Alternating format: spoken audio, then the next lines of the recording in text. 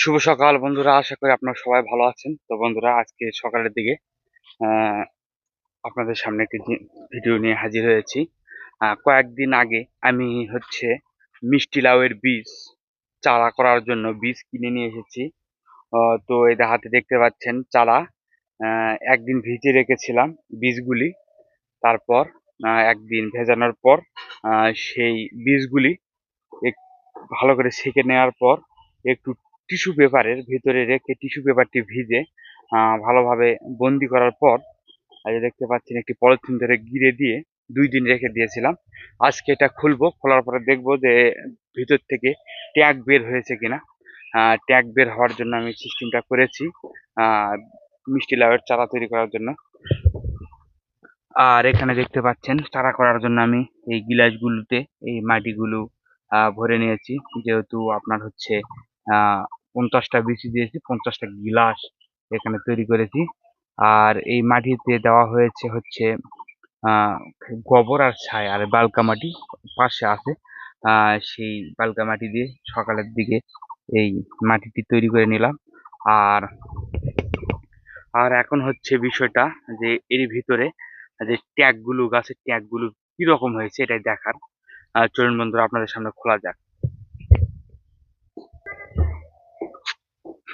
বন্ধুরা, চলুন খুলে দেখি ভিতরে এই যে মিষ্টি লাউয়ের বীজ কেমন হয়েছে সেটা আপনাদের সামনে দেখি কিরকম ট্যাগ বের হয়েছে।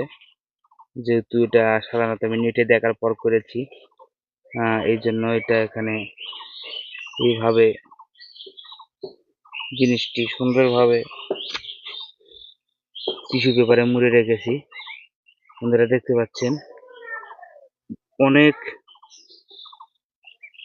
অনেক পরিমাণ বীজেই ট্যাগ বের হয়েছে।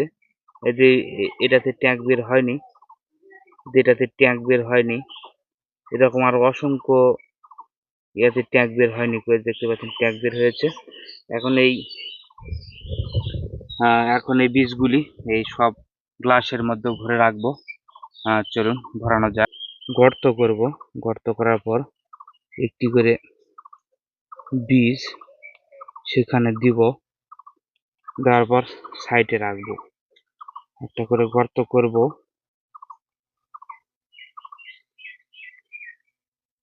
একটা করে গর্ত করব, একটি করে বীজ ভিতরে দিব আর এদের সাইডে রাখবো। একটি করে গর্ত করব, দেখতে পাচ্ছেন। আর এই বীজের ভিতরে দেব আর এদের সাইডে রাখবো। এভাবে গর্ত করব, একটি করে বীজ ভিতরে দেব আর এতে ভাবে বন্ধ করব। এভাবে চলতেই থাকবে। বন্ধুরা, অবশেষে যে সব বীজগুলি এই সব গ্লাসে ভরে ফেলেছি।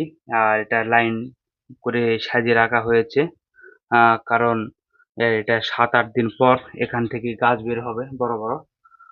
এই জন্য এভাবে এর উপরে এখন জল দিতে হবে। জল দিলে পরে এই গাছটির কাজ সম্পূর্ণ শেষ হবে।